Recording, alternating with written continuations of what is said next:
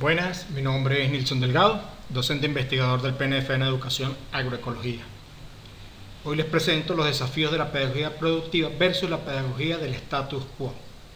Entendamos status quo como la situación del momento o el poder actual.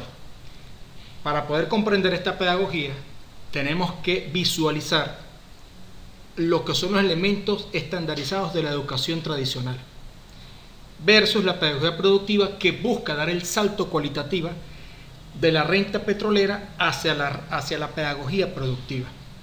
Para ello es necesario y vital que la pedagogía crítica analice y, digámoslo de esta manera, critique a fondo el status quo para poder convertir y trasladar hacia la pedagogía productiva.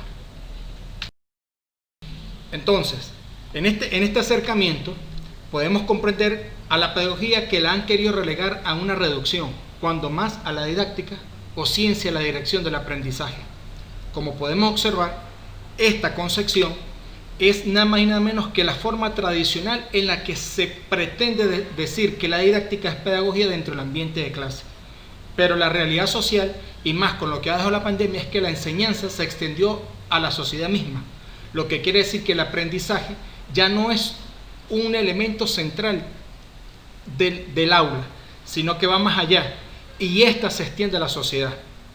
En tanto que la concepción tradicionalista del docente, en la que cree que el alumno aprende solo en las aulas, ya, digamos, por la misma realidad fue sobrepasada, y aún hay docentes que pretenden, bajo la pedagogía del status quo, seguir insistiendo en quedarse en el claustro, en el aula. Aquí lo central es que la pedagogía del status quo o pedagogía del poder actual, bajo las características descritas, ha servido a los fines de dominio de la sociedad actual, porque se queda encerrada en ese espacio geográfico o en esas cuatro paredes del aula o del plantel, en el mejor de los casos. Y su instrucción, bajo esas características, no educa en la realidad, sino que la deja dentro del claustro y del plantel. Ahora, la pedagogía crítica es la base para la pedagogía productiva, ya que esta pedagogía sale a la luz de la sociedad. Pero tenemos que tener cuidado, no porque la pedagogía ahora es una herramienta en la que la sociedad puede hacer ese mecanismo de aprendizaje y de enseñanza, no precisamente quiere decir que ya se está saliendo de la pedagogía del status quo.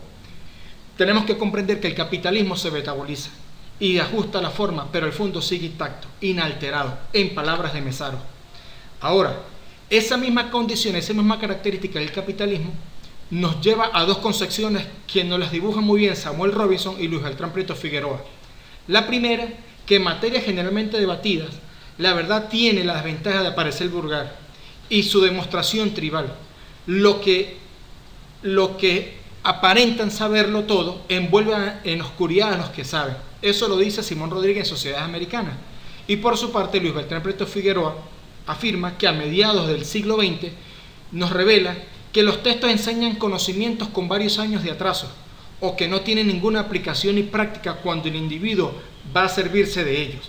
En el estado de Luis Beltrán nos figura que esta concepción de la pedagogía del status quo, si se queda dentro del aula, no va a desarrollar los elementos estructurantes para la sociedad que queremos. En tanto que Luis Beltrán afirma desde el 77-78 del siglo pasado que la educación es servicial y sin identidad propia, mientras que Rodríguez, desde por allá a mediados del siglo XVIII y XIX, que se centra solo en el saber, en saber leer y escribir. Hay que definir que algunos docentes han dado los saltos cualitativos en comprender que las manos en el trabajo productivo les permite apropiarse de la técnica. Esa praxis crea condiciones en acertar un proceso distinto que libera el desarrollo productivo, incluso aunque esté dentro del plantel. Vemos docentes que con sus muchachos, con sus estudiantes, propician elementos distintos al que solamente les permite la pizarra y el marcador.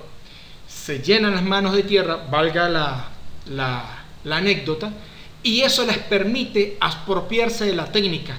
Pero ya esto de por sí es una concepción educativa distinta, pero debemos resaltar que no es suficiente para la pedagogía productiva. En tanto, es necesaria la incorporación de la comunidad para su participación y esta debe ser precisa y adecuada. Lo central es que se pueda plantear la ayuda recíproca, coayudar.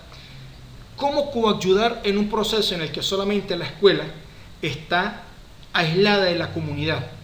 Entonces, para ello se hace necesario plantear talleres, no en el aula como se estila, hay que llevarlos al mismo campo de la producción.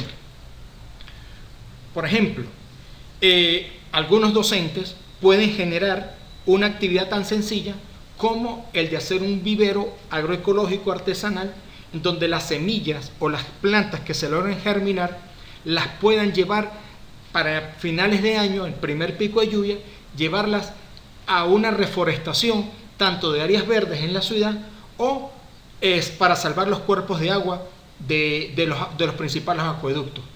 Ahora, esta actividad junto con otras como por ejemplo el rescate de áreas verdes de la localidad son sencillas, pero el docente debe y puede iniciar esos procesos por incluir en su quehacer pedagógico las prácticas e investigaciones sobre la producción bajo métodos agroecológicos. Entonces, ya la planificación no será un lineamiento, sino que será el resultado de un proceso de transformación que está viviendo y sucediendo en el quehacer educativo en los planteles, incluso en la comunidad. Ahora, visto de esta perspectiva, tenemos que comprender que el salto cualitativo para la pedagogía productiva tiene que necesariamente ser crítica ante lo que está viviendo dentro del plantel. No necesariamente la crítica es que el lineamiento tiene que ser educativo y por lo tanto hay que hacerlo y que por lo tanto no me gusta. Eso es una crítica que es de forma, pero el fondo es que la crítica en la forma en que se ve la educación, la pedagogía, como mera instrumentalización de la didáctica, no traspasa las barreras de la pedagogía productiva. En tanto, el mismo Luis Beltrán Prieto Figueroa nos dice que la escuela se convirtió en una agencia activa de la comunidad y el maestro, como la persona con más conocimiento e iniciativa, vino a ser, por efecto de la dinámica social, el líder de aquella. Fíjense que esto lo dice por allá en 1979. También dice que la formación del productor hábil y del consumidor previsivo es el objeto de la educación de los pueblos sobre el camino del desarrollo. En esa forma, la educación en los pueblos sirve a los fines del mejoramiento individual y social. Pone al hombre en condiciones de servirse y sirviendo a los demás. Entonces observemos que la pedagogía productiva no es solamente llegar y hacer un viverito, rescatar los espacios de la comunidad, sino que también hay que insertarla a ella, involucrarla a ella, no resolverle el problema a la comunidad, porque es una cultura en que la comunidad quiere que le resuelva.